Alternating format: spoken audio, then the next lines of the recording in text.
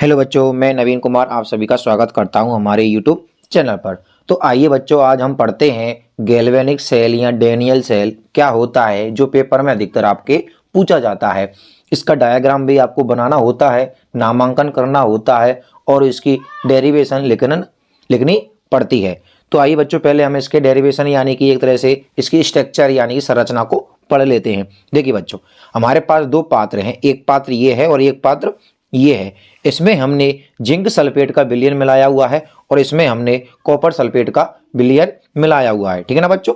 इसमें हमने जिंक छड़ की डाल रखी है और इसमें कॉपर की छड़ डाल रखी है। और जो आपको ये यू आकार का जो ये चित्र दिख रहा है बच्चों, आपको जो यू आकार की ये नली सी दिख रही है, यह हमारा लवण सेतु कहलाता है। जिसके अंदर बच्चों हम क्या भर देते हैं, पोटेशियम क्लोराइड, पोटेशियम नाइट्रेट या अमोनियम क्लोराइड इसमें हम भर देते हैं। जिससे क्या होता है बच्चों, और इसके जो स्थान इसका, और देखिए बच्चों, इसका जो ये भारी सिरा होता है यहाँ पर हम क्या लगा देते हैं, कॉटन लगा देते हैं। जिससे क्या होता है, जो इसमें जो विलयन भरा हुआ है वो इसके अंदर प्रवेश नहीं कर पाता है और ना ही जो इसके अंदर जो भरा होता है वह इससे क्रिया कर पाता है। ठीक है ना बच्चों। यानी इन दोनों विलयनों के साथ लवण सेतु की कोई भी क्रिया नहीं होती है, परंतु इलेक्ट्रॉनों के गमन के लिए क्या होता है बच्चों, ये लाभदायक होता है। फिर देखिए बच्चों, ये लेफ्ट वाला सिरा हमारा एनोड है और ये हमारा कैथोड है। ठीक है बच्चों। इसमें देखिए बच्चों, इलेक्ट्रॉनों का प्रवाह इस प्रकार से होता है, यानी कि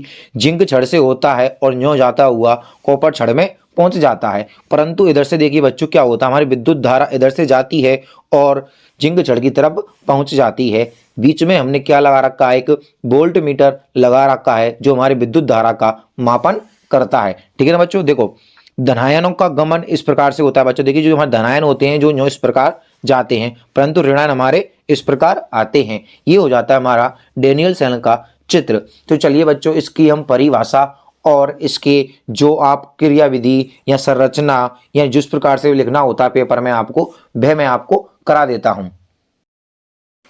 तो देखिए बच्चों, विद्युत रासायनिक सेल या वोल्टीय सेल या गैल्वेनिक सेल की परिभाषा किस प्रकार से लिखेंगे, इसकी आप संरचना या क्रियाविधि आपको किस प्रकार से लिखनी है। देखिए बच्चों, विद्युत रासायनिक सेल की खोज सर्वप्रथम गैल्वेनी व वोल्टा नामक वैज्ञानिकों द्वारा की गई थी, इसलिए इसे गैल्वेनिक या वोल्टीय सेल भी हम कह सकते हैं। ठीक है ना बच्चों। अब देखिए, इसकी संरचना क्या होती है, वह क्रिया विधि, जैसा कि मैंने आपको चित्र में दिखाया था कि किस प्रकार से इसके दो पात्र लेते हैं, उसमें एक जिंक रॉड और एक कैथोड में कौन सी लेते हैं बच्चों, हम कॉपर रॉड डाल देते हैं और कॉपर सल्फेट के विलयन में कैथोड की और तथा जिंक सल्फेट के विलयन में जिंक की क्या डालते हैं, हम रॉड डालते हैं। तो देखिए बच्चों, संरचना व क्रिया विधि, गैल्वेनिक या वोल्टीय सेल की संरचना व क्रिया विधि को डेनियल सेल का उदाहरण लेकर समझाया जा सकता है। यानी कि जो गैल्वेनिक सेल या वोल्टीय सेल होते हैं, इसकी संरचना को हम गैल्वेनिक सेल की सहायता से दर्शा सकते हैं। जैसा कि आपको बच्चों इस चित्र में दिखाई दे रहा है, ये क्या है, हमारा डेनियल सेल है। देखिए बच्चों, ये क्या है, हमारा डेनियल सेल है, जैसा कि मैंने आपको स्टार्टिंग में ही बता दिया है। देखो बच्चों, इसमें कांच के दो पात्र होते हैं, जिसमें से एक पात्र में कॉपर सल्फेट का विलयन तथा दूसरे पात्र में जिंक सल्फेट का जलीय विलयन भरा होता है। ठीक है ना बच्चों। जैसा कि आपको चित्र में दिखाई दे रहा है कि इसमें तो बच्चों क्या है, हमारा जिंक सल्फेट का विलयन और इसमें क्या है, हमारा कॉपर सल्फेट का विलयन है। फिर देखिए आगे, कॉपर व जिंक धातु की छड़ों को क्रमशः कॉपर सल्फेट के विलयन में व जिंक सल्फेट के विलयन में डुबोते हैं। यानी कि जो हमारी कॉपर धातु होती है उसको तो हम किस में डुबोते हैं बच्चों, कॉपर सल्फेट के विलयन में, और जो जिंक धातु होती है उसे हम किस में डुबोते हैं, जिंक सल्फेट के विलयन में डुबोते हैं। तथा इन दोनों पात्रों को लवण सेतु के द्वारा जोड़ दिया जाता है। देखिए बच्चों, जैसे कि आपको चित्र में दिखाई दे रहा होगा कि ये क्या है बच्चों, हमारा लवण सेतु है। जैसा कि आपको चित्र में दिखाई दे रहा होगा, ये क्या है, हमारा लवण सेतु है, जिसके अंदर पोटेशियम क्लोराइड और पोटेशियम नाइट्रेट व अमोनियम क्लोराइड भरा हुआ होता है। ठीक है ना बच्चों। अब देखिए,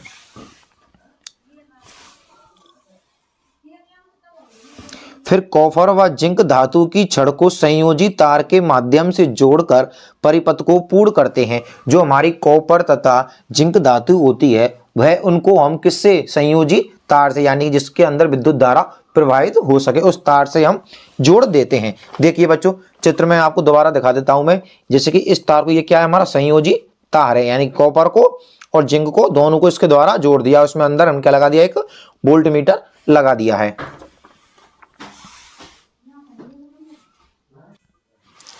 तथा कॉपर तथा जिंक धातु की छड़ों को बाहर एक वोल्ट मीटर से जोड़ देते हैं। फिर आगे देखिए बच्चों, परिपथ के पूर्ण होने पर सेल में रेडॉक्स अभिक्रिया प्रारंभ हो जाती है। जब हम इस प्रकार का परिपथ ये बना लेते हैं तो इसमें कौन सी अभिक्रिया होने लगती है बच्चों, रेडॉक्स अभिक्रिया इसमें होने लग जाती है। जिससे क्या होता है बच्चों, इसमें इलेक्ट्रॉनों का प्रभाव, यानी कि इसमें से क्या उत्पन्न होते हैं, इलेक्ट्रॉन उत्पन्न होते हैं, जिनका प्रभाव यानी कि बहना एक तरह से जिंक छड़ से, यानी कि जिंक छड़ से क्या निकलते हैं बच्चों, हमारे इलेक्ट्रॉन निकलते हैं और कॉपर छड़ की ओर होने लगता है। ठीक है ना बच्चों, यानी कि कॉपर छड़ की तरफ क्या होने लगते हैं, ये गमन करने लग जाते हैं। तथा इसके विपरीत विद्युत धारा का प्रवाह कॉपर छड़ से जिंक छड़ की ओर हो जाता है। जैसा कि बच्चों आपको चित्र में दिखाई दे रहा है कि ये हमारा क्या है, जिंक छड़ है और ये क्या है, हमारी कॉपर छड़। यानी विद्युत धारा तो इधर से इधर जाती है और इलेक्ट्रॉन क्या होते हैं, हमारे इधर से इधर की तरफ जाते हैं। यही बात इसमें कही गई है। ठीक है ना बच्चों, अब आगे देखते हैं।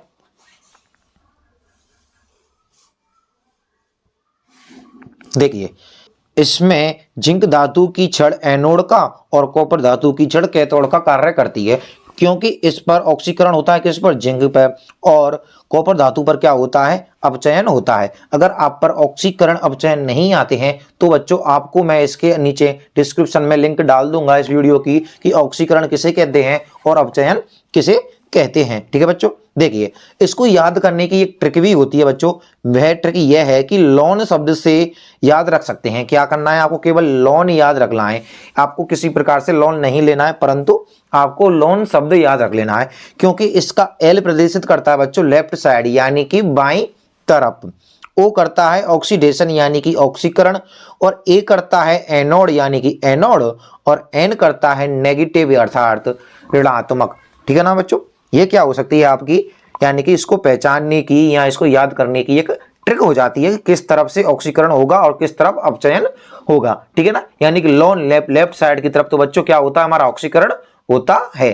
तो चलिए आगे देखते हैं। अब हम देखिए बच्चों, जिंक जो होती है वो हमारा एनोड का कार्य करती है। तो जिंक की छड़ से इलेक्ट्रॉन क्या होते हैं, निष्कासित होते हैं, कॉपर कैथोड की छड़ की ओर जाते हैं, इसलिए एनोड ऋणावेशित व कैथोड धनावेशित हो जाता है। इस यानी कि सेल अभिक्रिया के दौरान निम्न प्रेक्षण प्रेक्षित होते हैं। देखिए बच्चों, जैसे कि पॉइंट नंबर 1 है हमारा कि इलेक्ट्रॉनों का प्रवाह जिंक से कॉपर की तरफ होता है और विद्युत धारा का प्रवाह कॉपर से जिंक की तरफ होता है। बच्चों ये आपके इंपॉर्टेंट पॉइंट हैं, इनको आपको लिखना भी 100% है, क्योंकि इससे इस पॉइंट बनाकर लिखोगे तो आपको बहुत ही ज्यादा आसानी से नंबर दे सकता है आपका एग्जामिनर। देखिए, जिंक धातु की छड़ का आकार घटता है जबकि कॉपर छड़ का आकार बढ़ जाता है। भाई क्यों होता है, क्योंकि हमारी जो जिंक धातु होती है वह इलेक्ट्रॉन त्यागते हैं, अर्थात उसमें से क्या होती है, वह टूटना प्रारंभ कर देती है, और कॉपर पर क्या होते हैं, एकत्रित होने लग जाते हैं, जिसके कारण उसका आकार बढ़ जाता है। ठीक है ना बच्चों, फिर देखिए कि जिंक सल्फेट विलयन में Zn+2 आयन की सांद्रता बढ़ जाती है। भाई जो हमारा जिंक सल्फेट का विलयन था उसमें Zn+ आयन क्या हो जाते हैं, अधिक हो जाते हैं, क्योंकि उसमें क्या उड़ती है, वह टूटना प्रारंभ कर देती है। जबकि कॉपर सल्फेट के विलयन में Cr+2 आयन की सांद्रता घटती है, क्योंकि वह कॉपर छड़ क्या कर लेती है, उनको अपने ऊपर समावेशित कर लेती है। फिर देखिए बच्चों, डैनियल सेल का सेल विभव 1.08 वोल्ट होता है, अर्थात 1.10 भी हो सकता है बच्चों, या 1.08 अधिकतर पेपर में यह आता है, और परंतु आपका 1.10 वोल्ट भी आ सकता है। ठीक है ना बच्चों, आपको दोनों याद रख सकते हैं। देखिए, डैनियल सेल में निम्न सेल अभिक्रिया होती है। ठीक है ना बच्चों, ये जो हमारा डैनियल सेल होता है इसके अंदर क्या होती है, निम्न अभिक्रिया होती है। देखिए जिंक हमारा 2 आयन त्याग कर Zn+2 आयन बनाता है, प्लस 2 इलेक्ट्रॉन यह क्या कर देता है बच्चों, त्याग देता है। और कॉपर हमारा 2 इलेक्ट्रॉन ग्रहण कर कर कॉपर यानी कि कॉपर सल्फेट सॉरी बच्चों कॉपर का निर्माण करता है। ठीक है ना बच्चों, देखो ये त्याग रहा है तो इस पर क्या आ जाएगा, धनायन। जैसा कि हमने बताया है अगर इलेक्ट्रॉन त्यागते हैं तो उस पर धनावेशित आता है, अगर इलेक्ट्रॉन ग्रहण करता है तो उस पर ऋणावेशित आता है। ठीक है बच्चों, इसने इलेक्ट्रॉन ग्रहण किए तो यहाँ पर क्या आ गया, हमारा कॉपर हो गया यानी कि संयोजकता पूर्ण हो गई है। पर इसने क्या किया, इलेक्ट्रॉन त्यागा तो इस पर धायन की आवश्यकता हो जाती है। अब देखिए बच्चों मोस्ट इंपोर्टेंट आपकी जो इस प्रकार से लिख सकते हैं जो हमारा कार्य करता है इसमें, लवण सेतु यानी कि सल्ट ब्रिज। देखिए बच्चों यह भी क्या है आपका मोस्ट इंपोर्टेंट, इसमें आपको पॉइंट बनाकर लिखोगे तो आपको अधिक अच्छे नंबर मिलेंगे। देखिए बच्चों लवण सेतु यह एक मुड़ी हुई यू आकार की कांच की नली होती है, जैसा कि मैंने आपको चित्र में ही पहले बता दिया है, परंतु एक बार और बता देता हूं कि लवण सेतु में क्या होता है। देखिए बच्चों यह क्या है, हमारा लवण सेतु है जिसके अंदर पोटेशियम क्लोराइड, पोटेशियम नाइट्रेट और अमोनियम क्लोराइड का विलयन भरा होता है, सॉरी इसका पदार्थ भरे होते हैं।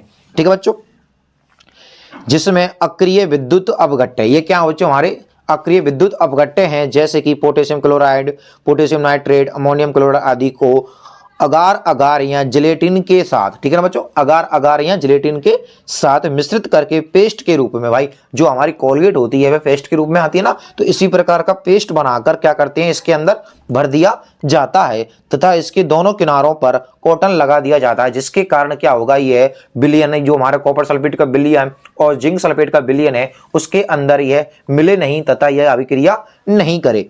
ठीक है बच्चों, देखिए इसमें उपस्थित अक्रिय विद्युत अपघट्य सेल अभिक्रिया में भाग नहीं लेते हैं तथा अर्ध सेलों में उपस्थित विलयनों से कोई रासायनिक क्रिया नहीं करते हैं। अब देखिए बच्चों कि इसके मोस्ट इंपोर्टेंट कार्य क्या होते हैं। देखिए नंबर 1 कार्य होता है यह परिपथ को पूर्ण करता है, भाई इसके बिना हमारा परिपथ पूर्ण नहीं हो सकता है। फिर देखिए बच्चों यह आयनों की गतिशीलता को बनाए रखता है, क्या करता है, जो हमारे आयन होते हैं उनकी गतिशीलता बनाए रखता है। फिर नंबर 3 है यह दोनों अर्ध सेलों में उपस्थित विलयनों को विद्युत उदासीनता को बनाए रखता है। ठीक है ना बच्चों, चलिए अब आगे पढ़ते हैं हम। देखिए बच्चे गैल्वेनिक सेल का प्रदर्शन या आरेख आपको किस प्रकार से करना है। देखिए बच्चों ऑक्सीकरण अर्ध सेल या एनोड, यानी कि एनोड पर क्या होता है बच्चों, ऑक्सीकरण होता है और कैथोड पर अपचयन अर्ध सेल या कैथोड पर होता है। देखिए बच्चों मेटल यानी कि धातु होती है हमारी, तो मेटल को ठोस होती है और यह आयनित हो जाती है किसके विलयन में, जलीय विलयन में। ठीक है ना, 1 पॉइंट में। फिर देखिए नंबर 2 में MnAQ जलीय विलयन होता है। ठीक है ना, क्या करता है, आयन ग्रहण करता है और ठोस हो जाता है। फिर देखिए इसका आरेख आपको किस प्रकार से बनाना है। तो देखिए बच्चों आपको इसका आरेख इस प्रकार से बनाना है कि MS का विलयन यानी कि ठोस अपॉन, यानी कि आपको इसका सिंबल लगा देना है पर MnAQ आयन। ठीक है ना बच्चों, लवण सेतु डबल बॉन्ड हो जाते हैं हमारी एक तरह से ये, तो लवण सेतु लगभग लगाकर लगाना है MnAQ यानी कि Mn आयन और C2। ठीक है बच्चों, फिर इसी प्रकार डैश M डैश यानी कि MS लगा देना है। यह हमारा एनोड होता है, यह हमारा कैथोड हो जाता है। फिर देखिए बच्चों आपकी इसका समीकरण किस प्रकार से लिखना होगा। देखिए जैसे हमारी जिंक धातु होती है, जिंक धातु क्या है हमारी ठोस है और ये कॉपर आयन क्या है हमारे जलीय विलयन में विलयन हो जाते हैं, तो Cu2+AQ ये जलीय विलयन में है। फिर देखिए आयनित हो जाता है Zn2+, यानी कि इसने क्या किया बच्चों, 2 इलेक्ट्रॉन त्याग दिए और इसको दे दिए, तो यह क्या हो जाता है हमारा धनायन हो जाता है और AQ हो जाता है, और कॉपर पर पहुंच जाते हैं हमारे इलेक्ट्रॉन तो वह क्या हो जाता है, पूर्ण कक्षक हो जाता है, तो कॉपर S बना लेता है। फिर हम इसको किस प्रकार से लिखेंगे, देखिए Zns अपॉन Zn2, क्योंकि इस पर क्या लिखना है हमको, पहले वाले सूत्र के आधार पर देखो M लगना ना, तो Zns और Zn2 ion AQ C1 double bond यानी कि एक तरह लवण हो जाता है हमारा। फिर हमारा जो जाता है C2, तो देखिए Mn+2 तो copper 2+ AQ C2 dash Cu यानी कि कॉपर ठोस। ठीक है ना बच्चों, इसी प्रकार देखिए बच्चों दूसरा है हमारा कि कॉपर और सिल्वर, ये क्या हमारा Ag यानी कि सिल्वर हो जाता है बच्चों, क्योंकि ये ठोस है और ये हमारा क्या है, लिक्विड विलयन में है, यानी जलीय विलयन में है। तो कॉपर प्लस 2 Ag यानी कि silver ion, copper 2 plus ion Aq plus 2 ए सिल्वर, ठीक है ना, ये ठोस अवस्था में होता है। अब देखिए इसके लिए समीकरण का आरेख किस प्रकार लिखेंगे हम, कॉपर 2 प्लस हो जाते हैं C1 हो जाता है डबल डैश एक तरह से, और सिल्वर आयन Aq C2 और Ag हो जाता है। ठीक है बच्चों, ये क्या हो जाता है आपका, डैनियल सेल हो जाता है।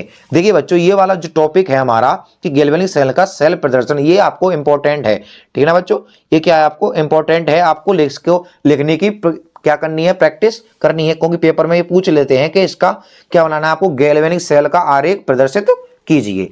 अगर आपको वीडियो अच्छी लगी हो तो बच्चों दोस्तों इसको आपको अपने दोस्तों के साथ शेयर करना है और हमारे चैनल को सब्सक्राइब करना है। धन्यवाद बच्चों। अगर आप